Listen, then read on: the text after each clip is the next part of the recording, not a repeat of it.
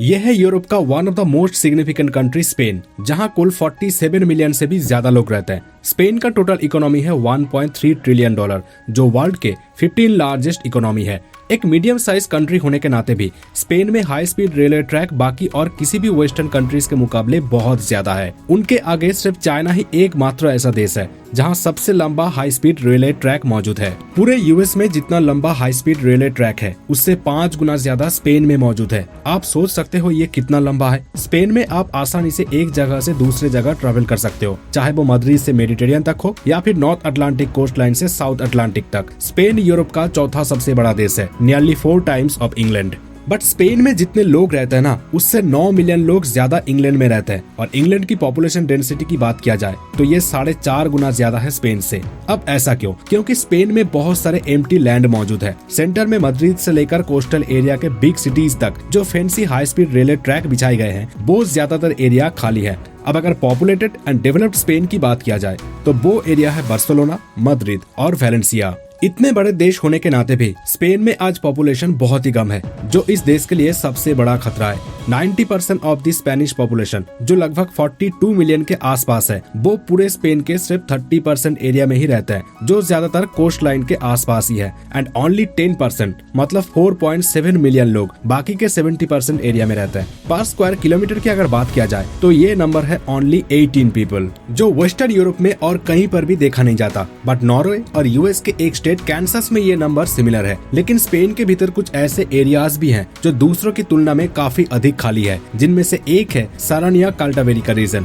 ये कोई छोटा एरिया नहीं है, लगभग यूएस के एक स्टेट वेस्ट वर्जीनिया या फिर रिपब्लिक ऑफ आयरलैंड जैसा ही है, जहाँ के total population respectively 1.8 million and 5 million के आसपास है। और पूरे काल्टावेरी का रीजन में कुल 5 लाख लोग रहते हैं। इस पूरे रीजन में सिर्फ 4 लोकेलिटीज मौजूद है जहां कुल 20,000 लोग रहते हैं। और पॉपुलेशन डेंसिटी की अगर बात किया जाए तो ये है ओनली 8 पीपल पर स्क्वायर किलोमीटर, जो यूरोपियन रशिया और स्कॉटिश हाईलैंड से भी कम है। पूरे यूरोपियन यूनियन में सिर्फ एक ही ऐसा रीजन है जहां काल्टावेरी का रीजन से कम लोग रहते हैं, और वो है आर्कटिक सर्कल के स्कैंडिनेवियन पेनिनसुला लैपलैंड, जहां पर स्क्वायर किलोमीटर 2 से 5 लोग ही रहते हैं। और इसलिए स्पेन के इस रीजन को स्पेनिश लैपलैंड कहा जाता है। ये एरिया वेस्टर्न यूरोप के बाकी हिस्सों के तुलना में इतना दूर है कि इस रीजन के 4 में से 3 गांवों को नियरेस्ट सिटी पहुंचने के लिए 45 मिनट ड्राइव करना पड़ता है। अब सवाल ये है कि इतने बड़े एरिया में इतने कम लोग क्यों रहते हैं? तो इसका रीजन है आइबेरियन सिस्टम। ये एक मीडियम एल्टीट्यूड माउंटेन रेंज है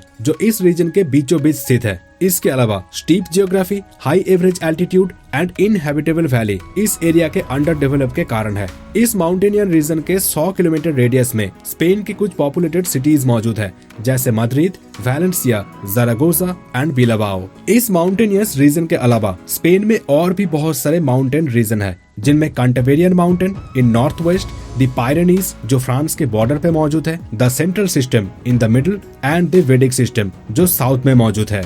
अब इसी से ही आपको पता लग रहा होगा कि स्पेन एक माउंटेनियस कंट्री है और पूरे यूरोपियन यूनियन में स्पेन दूसरा सबसे अधिक औसत ऊंचाई वाला देश है आफ्टर ऑस्ट्रिया, जो ज्यादातर आल्प से ही घिरा हुआ है। बट स्पेन में पॉपुलेशन कम होने का रीजन सिर्फ माउंटेन्स ही नहीं है। ऑस्ट्रिया एंड स्विट्जरलैंड में तो स्पेन से ज्यादा माउंटेन्स मौजूद है, पर फिर भी उन देशों के पॉपुलेशन डेंसिटी स्पेन से अधिक है। स्पेन के ज्यादातर एरिया एम्प्टी होने का सबसे बड़ा रीजन है long tragedies and centralised government policy. पिछले 50 सालों में स्पेन ने अपने रूरल एरिया के 28% लोगों को खोया है, जिसका रीजन जानने के लिए आपको 1930s में लौटना होगा, जब फ्रांसिस्को फ्रैंको पावर में बने हुए थे। और उन्हीं के समय में फ्रांस में सिविल वॉर शुरू हुआ था between the left wing publication and the right wings nationalist. और ये सिविल वॉर 3 साल चला था, 1936 से 1939 तक, सेकेंड वर्ल्ड वॉर शुरू होने से ठीक पहले। और ये बहुत ही डेवास्टेटिंग था। लगभग 5 लाख लोग पूरे देश में मारे गए थे। फ्रांसिस्को फ्रांको ने पूरे स्पेन में फैसिस्ट स्टाइल डिक्टेटरशिप एस्टैब्लिश किया था, just like Nazi Germany and fascist Italy.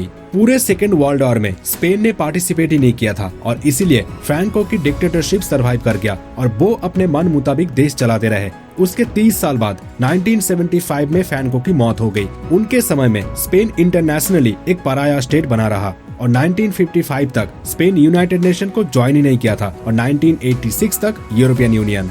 Dictatorship के वजह से पूरे स्पेन में independent political parties and trade union ban था। देश ने शुरू में निरंकुशता की आर्थिक नीति अपनाई। उनका एक ही एम था सेल्फ रिलायंट। सिविल वॉर की वजह से स्पेन की इकोनॉमी की हालत बहुत हद तक खराब हो चुका था और इस स्थिति के कारण स्पेन से बहुत सारे लोग दूसरे देश में जाने लगे थे, खास करके वो लोग जो डिक्टेटरशिप के खिलाफ थे और जो लोग इकोनॉमिकली सफर कर रहे थे। लेकिन ग्रामीण इलाकों की वास्तविक रूप से गिरावट शुरू हुई साल 1959 में, जब फ्रैंको ने इंट्रोड्यूस किया था प्लान डी स्टेबलाइजेशन, जो स्पेन को पूरी तरह बदल के रख दिया था। रातों रात स्पेन की इकोनॉमी स्थिर हो गई, जिससे ह्यूज फॉरेन इन्वेस्टमेंट आया। बार्सिलोना, मद्रिद और भी बहुत सारे सिटीज इंडस्ट्रियल एरिया में बदल गई, जिससे millions of people job and opportunities के लिए गांव छोड़कर शहर आ गए और वो वापस कभी नहीं गए। सेकेंड वर्ल्ड वॉर खत्म होने के बाद साल 1946 में स्पेन में कुल 72,000 प्राइवेट कार मौजूद थी, बट उसके ठीक 20 साल बाद 1966 में ये नंबर मिलियन क्रॉस कर चुका था। स्पेन सडनली पूरे दुनिया के सेकेंड फास्टेस्ट इकोनॉमी बन गई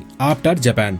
और साल 1975 में फ्रैंको की मौत के बाद जो लोग उनके वजह से स्पेन छोड़कर चले गए थे वो वापस आ गए और न्यूली इंडस्ट्रियल एरिया या फिर मद्रिद में सेटल हो गए। और 1990s के बाद से तो स्पेन में इतने लोगों ने माइग्रेट किया जो हिस्ट्री में पहले कभी नहीं हुआ था। And as a result more than 15% people in Spain born in abroad, और ये ज्यादातर लोग यूरोप के ही थे। और इसी वजह से स्पेन यूरोप का 4th मोस्ट इमिग्रेटेड कंट्री बन गया और पूरे दुनिया के 10th मोस्ट इमिग्रेटेड नेशन। और इनमें से ज्यादातर लोगों ने लिमिटेड इंडस्ट्रियल एरिया में ही सेटल हो गए जहां अपॉर्चुनिटीज ज्यादा थे। और इसीलिए 1990 से 2000 तक स्पेन का पॉपुलेशन डबल हो गया, जिससे 50 ग्रामीण प्रांतों में से 11 में उनकी कुल आबादी में पूर्ण गिरावट देखी गई। और आज के डेट पे स्पेन की पॉपुलेशन ग्रोथ रेट बहुत ही कम है। 2011 से 2021 तक लास्ट 10 सालों में स्पेन 0.12% से ही ग्रो हुआ है, जो स्पेन के इतिहास में सबसे लोएस्ट ग्रोथ रेट है। और साथ में fertility rate of Spain is very low. Many demographers ये ब्लेम करते हैं कि स्पेन में फैमिली सपोर्ट पॉलिसी को लेकर सीरियसनेस है ही नहीं। यूरोप के सभी देशों के मुकाबले स्पेन सबसे कम पैसा खर्चता है फैमिली सपोर्ट को लेकर, only 0.5% of total GDP। Luxembourg में केवल 3 बच्चों वाले परिवारों को जितनी फाइनेंशियल सपोर्ट मिलता है उतना एक्सपीरियंस करने के लिए एक स्पेनिश फैमिली को 57 बच्चे पैदा करने की आवश्यकता होगी। और इसी रीजन की वजह से स्पेन का रूरल एरिया आज इतना खोखला है। टिरुवेल ठीक ऐसा ही एक प्रोविडेंस है स्पेन का, जिसका एक बड़ा सा हिस्सा सरानिया कल्टावेरिका रीजन के बीच मौजूद है। इस चार्ट को देखिए जरा, ये टिरुवेल के पॉपुलेशन ग्राफ है।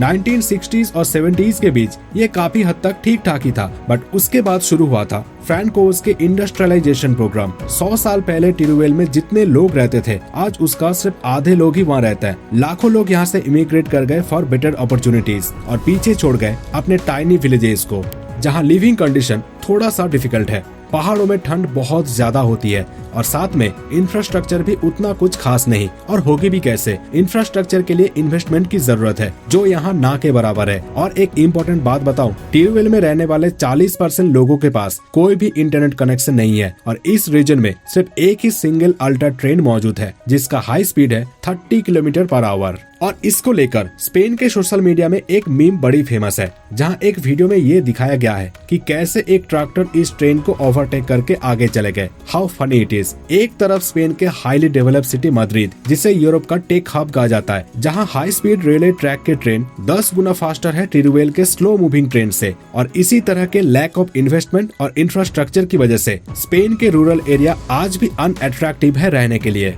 और ये जितना लेस अट्रैक्टिव होगा उतना ही कम लोग यहाँ रहेंगे और उतना ही ज्यादा लोग बाहर की ओर मूव करते रहेंगे। और इसी वजह से आज स्पेन के 90% लोग सिर्फ 30% एरिया में ही रहते हैं और बाकी के 10% लोग 70% एरिया में रहते हैं। और अगर भविष्य में स्पेन को इस समस्या का समाधान करना है तो इस अंडर डेवलप्ड रूरल एरिया में इन्वेस्टमेंट करना होगा, जिससे ये एरिया फिर से अट्रैक्टिव बन जाए लोगों के रहने के लिए।